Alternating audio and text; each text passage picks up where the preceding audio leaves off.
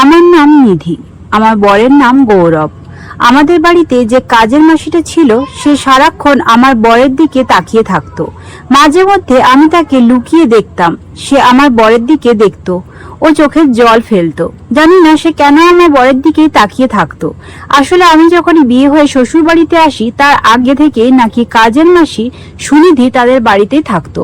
বিয়ের প্রথম দিন যখন আমি শ্বশুর বাড়িতে এসেছিলাম তখন আমার শাশুড়ি প্রথম দিন আমার চোখের সামনে সুনিধির সঙ্গে খারাপ ব্যবহার করেছিল। আমি অনেক বড় লোক ঘরের মেয়ে ছিলাম, কিন্তু আমি পড়াশোনায় খুব একটা ভালো ছিলাম না। আমার পড়াশোনা করতে ভালো লাগতো না, তাই বাড়ির চাপে আমি কোনো রকম ভাবে টেনে টুনে গ্রাজুয়েশন পাশ করেছিলাম। মা বলতো পড়াশোনা না করলে ভালো জামাই পাবে না কি করে। এইসব কথা বলে আমার বাড়ির লোক আমার সাথে ঠাট্টা করতো। আমরা 3 ভাই বোন ছিলাম। তারপর গৌরবের ভালো চাকরি দেখে আমার তার সাথে বিয়ে করে দেয়। আসলে গৌরবের খোঁজ বাবার এক বন্ধু দিয়েছিল। আমি খুব ছটপটে স্বভাবের মেয়ে ছিলাম। লোকের সাথে কোনো অন্যায় হলে আমি দেখতে পারতাম না। আমার বান্ধবীরা আমার কাছে কোনো হেল্প চাইলে আমি তাকে সাহায্য করতাম। আমার বাবার যেহেতু টাকা পয়সার কোনো অভাব ছিল না এবং আমার বেশ কয়েকটা বান্ধবী গরিব ফ্যামিলি থেকে বিলং করত, আমি তাদের বেশ কয়েকবার টাকা দিয়ে সাহায্য করেছিলাম। তাই আমার বান্ধবীরা সব সময় আমার পাশে থাকতো। তারপর আমারও গৌরবের বিয়ের দিন ঠিক হয়। বিয়ের সাথে শুনেছিলাম গৌরবের বাবা অনেক আগেই মারা গেছে এবং গৌরব এই বাড়ির একটাই ছেলে। গৌরব অন্য জেলা থেকে বিলং করত, তাই গৌরবের ব্যাপারে খুব বেশি কিছু বাবা জানতে পারেনি। কারণ আশেপাশে কেউ থাকলে তাদের ব্যাপারে যতটা জানা যায়, দূরে থেকেও থাকলে তাদের ব্যাপারে অত কিছু জানতে পারা যায় না। আসলে আমরা গৌরবের যখন বিয়ে ঠিক হয় তার 1 মাস আগে তারা নিজের গ্রামের বাড়ি থেকে শহরে থেকে বাড়িতে ছিল সেই বাড়িতে শিফট হয়ে যায়। তাই বিয়ের আগে বাবা তখন তাদের বাড়ির আশেপাশের লোককে গৌরবের ব্যাপারে জিজ্ঞেস করেছিল। তখন সবাই বলেছিল গৌরবের ফ্যামিলি খুব ভালো, তাই বাবা এই বিয়েটা পাকা করে। কিন্তু গৌরবের মা আমার বাবাকে মিথ্যা কথা বলেছিল যে তারা নাকি শহরে প্রথম থেকে থাকে, কিন্তু তারা আগে গ্রামের বাড়িতে থাকতো। আমার সঙ্গে বিয়ে পাকা হওয়ার 1 মাস আগে তারা শহরে বাড়িতে এসেছিল এবং এই শহরের বাড়িটাও তাদের নিজস্ব বাড়ি ছিল না, ওটা ভাড়া বাড়ি ছিল। বিয়ের পরে জানতে পেরেছিলাম আমার সঙ্গে কত বড় অন্যায় হয়েছে। তারপর বিয়ে হয়ে আমি যখন চলে আসি শ্বশুর বাড়িতে আসা মাত্রই আমার শাশুড়ি মুখে খুব একটাই কথা শুধু ছিল, বৌমা তুমি তাড়াতাড়ি বাড়িতে একটা নাতি নিয়ে এসো, আমি নাতির মুখ দেখতে চাই। প্রথম দিনই উনি অনেকবার এই কথাটা বলেছিলেন। আমার খুব আশ্চর্য লেগেছিল, বিয়ের প্রথম দিন এইভাবে কে আশীর্বাদ করে। এবং শাশুড়ির মুখে একটাই কথা, সে নাতির মুখ দেখবে। বাড়িতে আসার পরে দেখি গৌরবের মা ওই বাড়িতে একা নেই, তার সঙ্গে একটা ইয়াং খুব সুন্দর কাজের মাসিও ছিল, যার নাম বলেছিলেন সুনিধি। বিয়ের প্রথম দিন রাতে আমি চোখে অনেক স্বপ্ন নিয়ে এবং মনে অনেক ভালোবাসা নিয়ে গৌরবের জন্য অপেক্ষা করছিলাম। কিছুক্ষণ পরে যখন গৌরব রুমে আসে তাকে দেখে আমার মনে হয় খুব আনন্দ হয় এবং ভাবি আজ আমার সব স্বপ্ন পূরণ হবে। তারপর গৌরব আমার পাশে এসে মুখের ঘোমটা তুলে দেয়। তারপর আমরা মুখটাকে তুলে বলে, তুমি দেখতে খুব সুন্দর। তারপর সে আমাকে একটা সোনার আংটি পরিয়ে দেয় ও বলে, এটা আমার দিক থেকে তোমার জন্য একটা ছোট্ট উপহার। তারপর গৌরব যখন ঘরের লাইট অফ করে আমাকে ভালোবাসতে শুরু করে তখন আমার মনে হয় সুনিধি বাইরে থেকে আমাদের রুমের জানালা খুলে আমাদেরকে দেখার চেষ্টা করছে। ওই সময় আমি ছটফট করে উঠে গৌরবকে বলি, তাড়াতাড়ি ওঠো। আমার মনে হলো ওই জানলা দিয়ে সুনিধি আমাদেরকে দেখার চেষ্টা করছে। গৌরব তখন বলে, আরে ওখানে কেউ নেই, তোমার মনে ভুল ধারণা। আর এমনিতেও সুনিধি এখানে এসে কি করবে, ও তো বাইরের ঘরে থাকে। তারপর গৌরব নিজের মিষ্টি মিষ্টি কথায় আমাকে পটিয়ে নেয়। তারপর আমি ওই কথাগুলো ভুলে গিয়ে গৌরবের সঙ্গে টাইম কাটাতে শুরু করি। সেই দিন রাতে গৌরবের সঙ্গে আমার খুব ভালো সময় কেটেছিল। পরের দিন সকালবেলা আমি গৌরবের থেকে আগে উঠে স্নান করে ফ্রেশ হয়ে রুমের বাইরে গিয়ে দেখি সুনিধি সবার পছন্দের খাবার রান্না করে টেবিলের সামনে সাজানো। আমার রুম থেকে বেরোনো মাত্রই আমার শাশুড়ি সুনিধির দিকে তাকিয়ে চোখের ইশারায় রান্নাঘরে যেতে বলে। তারপর সুনিধি ভয়ে তাড়াতাড়ি করে রান্নাঘরে চলে যায়। তারপর আমার শাশুড়ি আমার দিকে পুজোর থালাটা নিয়ে আসে ও বলে, বৌমা তাড়াতাড়ি একটা নাতি দাও। আমার খুব অদ্ভুত লাগলো, এই বাড়িতে আসলে আমার একদিন হয়েছিল, তাতেই আমার শাশুড়ির মুখ থেকে একটাই কথা বোধহয় 1000 বার শুনেছিলাম, যে বৌমা তাড়াতাড়ি একটা নাতি দাও। ওনার মুখে তো নাতিনির কথা বের হতো না, শুধুমাত্র একটাই কথা, আমার একটা নাতি চাই। আমি যেহেতু একটু ছটপটে স্বভাবের মেয়ে ছিলাম, কেউ কোনো অন্যায় কথা বললে আমি সেটা জবাব দিতাম। সেই দিন আমি না থাকতে পেরে শাশুড়িকে বলেছিলাম, না আমার তো সবই একদিন হয়েছে এই বাড়িতে আসতে, তাতেই আপনি বারবার একই কথা বলে আমার মাথা খারাপ করছেন। আমার শাশুড়ি তখন একটু মুচকি হাসি হেসে বলে, না বৌমা, আমি তো তোমাদের ভালোবাসার জন্য বলছি। এই কথা শুনে উনি সেখান থেকে চলে যান। শাশুড়ি চলে যাওয়ার পরে আমি রান্নাঘরে সুনিধির কাছে গিয়েছিলাম, কারণ প্রথম দিন থেকে আমার মনে হচ্ছিল সুনিধি এই বাড়িতে অনেক ভয় থাকে। রান্নাঘরে এসে আমাকে দেখেও ভয় পেয়ে যায় এবং বলে, মালকিন আপনার কিছু লাগবে? যে তখন আমি সুনিধির কাছে গিয়ে বলি, আমার কিছু লাগবে না, আমি শুধু তোমাকে একটা কথা জিজ্ঞেস করতে এসেছি, তুমি আমার শাশুড়িকে দেখে এত ভয় পাও কেন? সে তখন মাথা ঘাম মুছে অনেক বেশি নার্ভাস হয়ে বলে, না মালকিন, আপনি ভুল ভাবছেন, সেরকম কিছু নয়। আসলে আমি একটু অন্য নরম স্বভাবের, আমি এরকমই। এই বাড়ির লোক খুব ভালো, সবাই আমাকে খুব ভালোবাসে। এই ভালোবাসে রান্নাঘর থেকে বেরিয়ে চলে যায়। তারপর যত দিন যায় আমি বুঝতে পারি সুনিধি বাড়ির প্রত্যেকটা মানুষের ব্যাপারে ভালো মন্দ, অপছন্দ অপছন্দ সবকিছু জানে। অথচ বিয়ের আগে শুনেছিলাম সুনিধি নাকি আমার বিয়ের কিছুদিন আগে থেকে বাড়িতে কাজ করে। তাহলে একটা মানুষ বাড়ির বাকি সদস্যদের ব্যাপারে মাত্র কিছুদিনের মধ্যে কি করে এত কিছু জানতে পারে? সেই দিন যখন আমার শাশুড়ি গৌরবের অফিসে জামা কাপড় ব্যাপারে বুঝিয়ে দিচ্ছিল, তখন সুনিধি ভীষণ দিক থেকে এসে বলে, মঙ্গলবারের জন্য সাদা শার্ট, কালো প্যান্ট, কালো মেজা ও টাই সব রেডি করে রেখেছে। আমার তো খুব আশ্চর্য লেগেছিল যে গৌরবের ব্যাপারে এত কিছু জানতো। এমনকি গৌরব কোনো দিন কোনো ড্রেস পরবে, অফিসে যায়, সমস্ত কিছু সুনিধি জানতো। সুনিধির ওই কথাটা বলা মাত্রই আমার শাশুড়ি রেগে সুনিধির দিকে যায় ও বলে, তুই নিজের কাজের সঙ্গে মতলব রাখ, তোকে এইসব ব্যাপারে নাক গলাতে হবে না। তারপর সুনিধি ভয়ে রান্নাঘরে চলে যায়। সেই দিন আমি সুনিধির কাছে গিয়ে চেষ্টা করেছিলাম তার ব্যাপারে কিছু বলার, কথা জানার। সেই দিন আমি তাকে জিজ্ঞাসা করেছিলাম, তুমি কতদিন থেকে বাড়িতে কাজ করো? তোমার স্বামী কোথায় আছে? সে তখন বলেছিল তার স্বামী নাকি বাইরে কাজ করে এবং সুনিধি গত 1 মাস থেকে এই বাড়িতে কাজ করে। তখন আমি সুনিধিকে জিজ্ঞেস করেছিলাম, তুমি তো মাত্র 1 মাস থেকে এই বাড়িতে কাজ করো, তাহলে তুমি গৌরবের ব্যাপারে এত কিছু কি করে জানলে? সুনিধি ঘাবড়ে গিয়ে আমাকে উত্তর দিয়েছিল, সে প্রথম থেকে এই বাড়ির সমস্ত কাজ করে, তাই সে গৌরবের ব্যাপারে সবকিছুই জানে। আমি ও গৌরবে যখনই টেবিলে বসে খাবার খেতাম, তখনই সুনিধি রান্নাঘরের দরজায় দাঁড়িয়ে লুকিয়ে লুকিয়ে গৌরবের দিকে দেখত।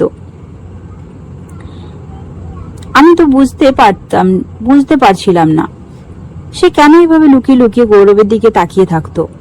সে এদিকে যতদিন যাচ্ছিল আমি বুঝতে পারছিলাম আমার শাশুড়ি প্রত্যেকটা ব্যাপারে সুনিধিকে অপমান করত এবং সুনিধির প্রত্যেকটা কাজ ভুল ত্রুটি বের করে তার উপর মারধর শুরু করত। আমি অনেকদিন শাশুড়িকে বারণ করেছিলাম যাতে সুনিধির গায়ে হাত না তোলে। আমি যখন সুনিধিকে কড়াভাবে বলেছিলাম সুনিধির গায়ে শুধুই হাত তুলতে, আপনি কিন্তু ছেড়ে কথা বলবো না।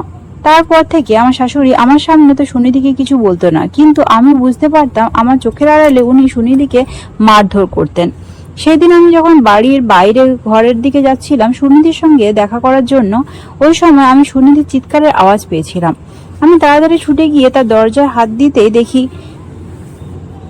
দরজার ভেতর দিক থেকে লক করা আছে এবং সে এমনভাবে কান্নাকাটি ও চিৎকার করছে যেন কেউ তার গালে হাত তুলছে।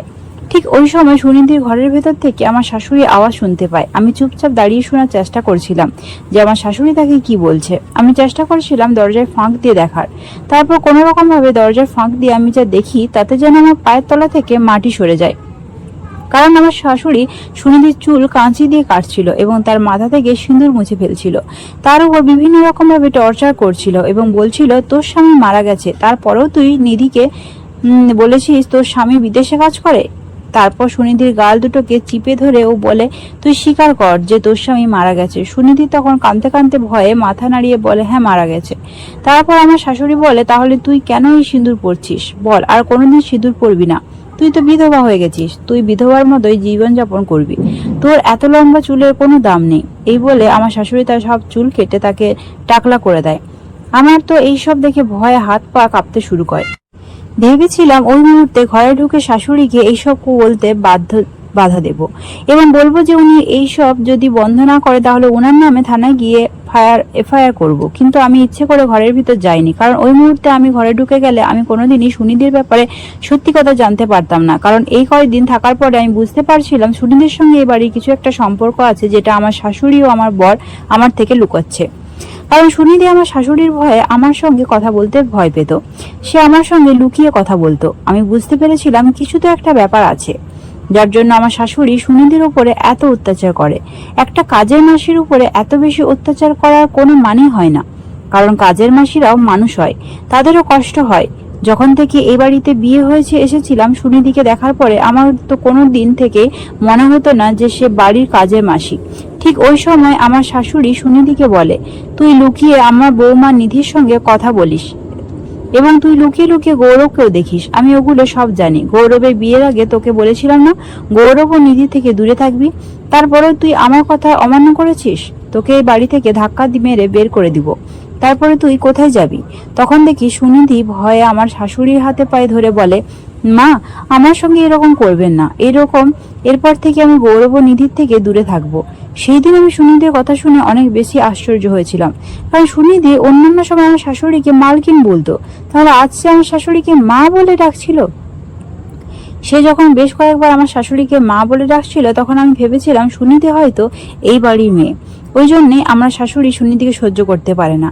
এখনো অনেক মহিলা আছে যারা নিজের মেয়ে হয়ে মেয়েদেরকে ছোট মনে করে। আমি ভেবেছিলাম সুনিধি হয়তো আমার শাশুড়ির মেয়ে, ওই জন্যই আমার শাশুড়ি তার ছেলেকে বেশি ভালোবাসে এবং সুনিধি মেয়ে বলে হয়তো তার সঙ্গে অত্যাচার করে। আর ওই জন্যই আমার শাশুড়ি প্রথম দিন থেকে আমাকে বলেছেন আমি যাতে ওনাকে নাতি দিতে পারি। তাহলে কি আমার যদি মেয়ে বাচ্চা হয়, তাহলেও কি উনি আমার মেয়ের সঙ্গেও এরকম ব্যবহার করবেন?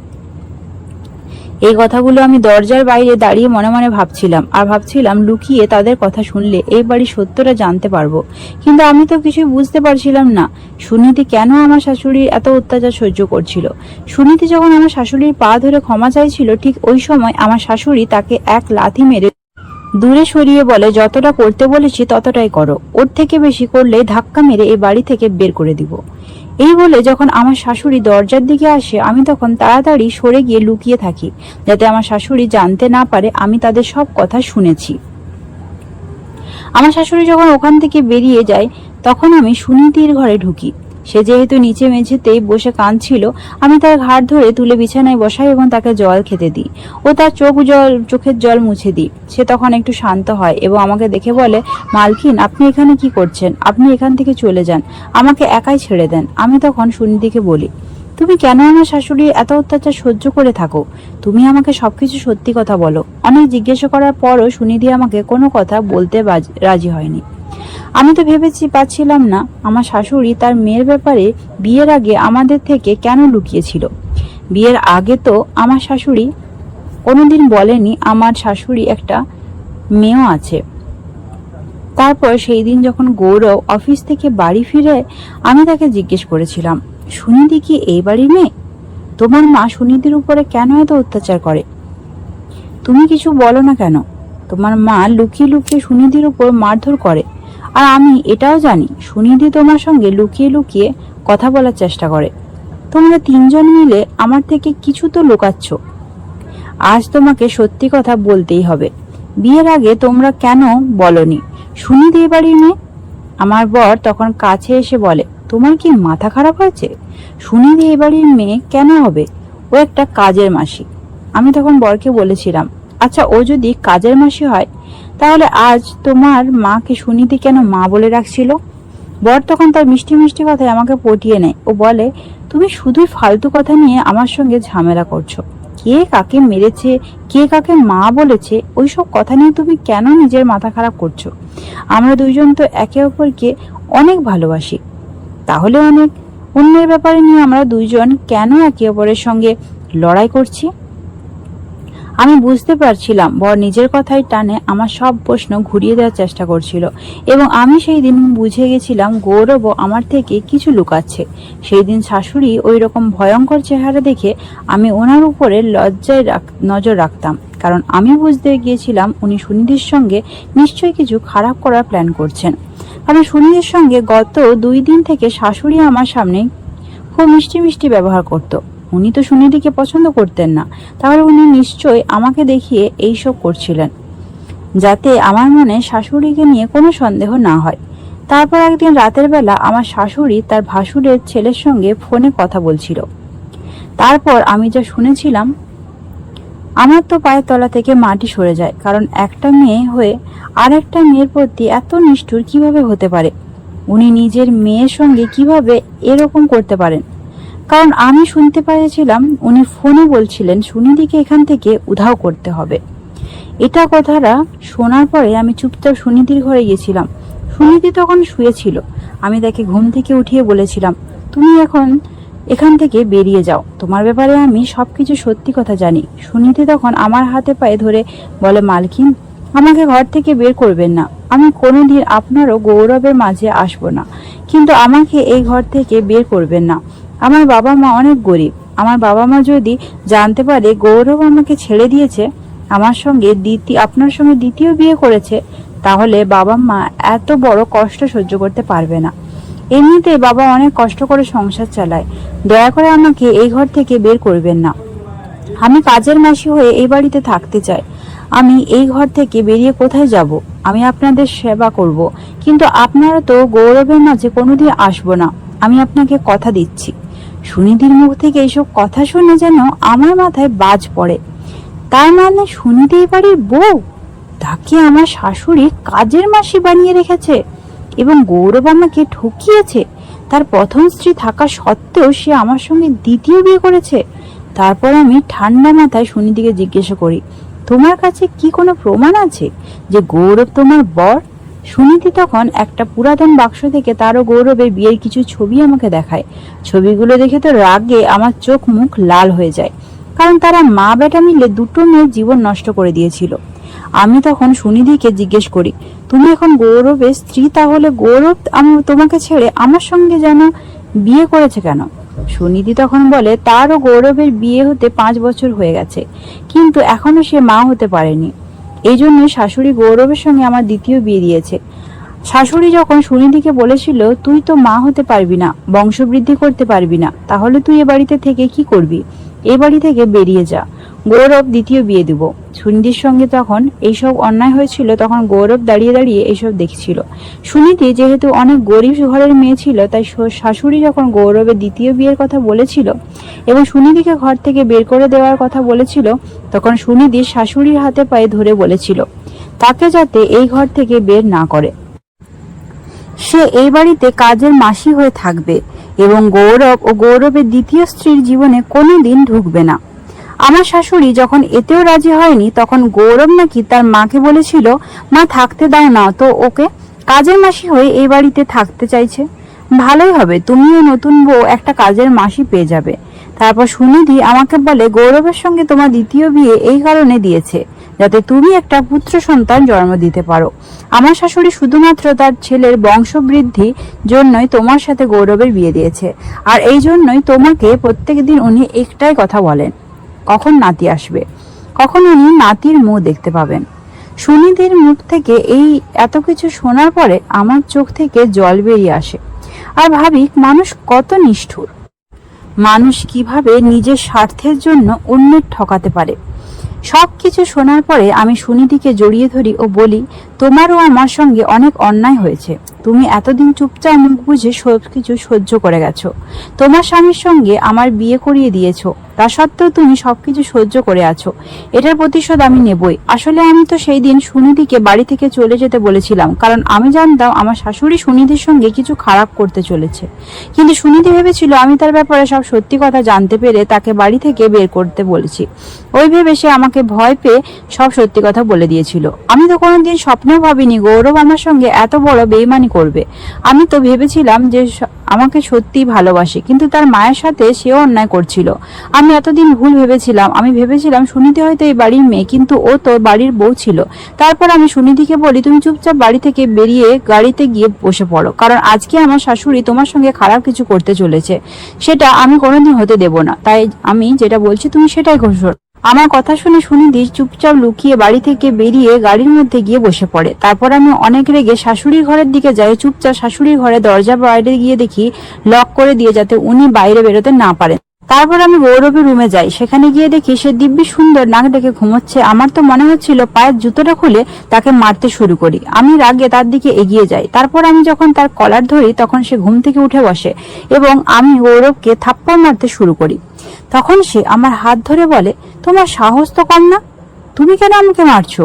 আমি তখন গৌরবকে বলি, আর তুমি যা আমার সঙ্গে অন্যায় করেছো, সেই অন্যায় করার সাহস তো তোমার কম না। গৌরব তখন বলে, তুমি কি বলতে চাইছো? আমি তখন বলি, সুনিধি তোমার স্ত্রী, তা সত্ত্বেও তুমি আমাকে দ্বিতীয় বিয়ে করেছো, তুমি আমার সঙ্গে অন্যায় করেছো এবং আমাকে ঠকিয়েছো। এই জন্য আমি তোমাকে ছাড়বো না, আমি তোমার নামে কেস করব। আমি যখন এগুলো বলে ধমকাতে শুরু করি তখন দেখি পিছন দিক থেকে কেউ একজন আমার হাত দুটোকে ধরে বাঁধতে শুরু করেছে। তখন গৌরব বলছে, দাদা তুমি এসেছো, ভালো করেছো, একে বাঁধো আর দুজনকেই মেরে গঙ্গার জলে ভাসিয়ে দিয়ে আসবো, কেউ জানতেও পারবে না। এবং গৌরব আমার দিকে তাকিয়ে হেসে বলে, তুমি যখন সত্যি কথা জানতে পেরে গেছো তাহলে ভালোই হয়েছে, সবকিছু জেনে শুনে মরলে তোমার আত্মাটা শান্তি পাবে। তারপর গৌরব তার দাদার মানে তার জেঠু ছেলেকে বলে, দাদা সুনিধিকে তাড়াতাড়ি ওখানে নিয়ে আসতে হবে, তারপর দুজনকে এখানে মেরে গঙ্গার জলে ভাসিয়ে দিয়ে আসবো। এই বলে যখন গৌরবের দাদা রুম থেকে বের হয়ে যায়, ঠিক ওই সময় আমার বাবা পুলিশ নিয়ে এই বাড়িতে হাজির হয়। পুলিশ তখন আমার বড় আমার ভাসুরকে অ্যারেস্ট করে।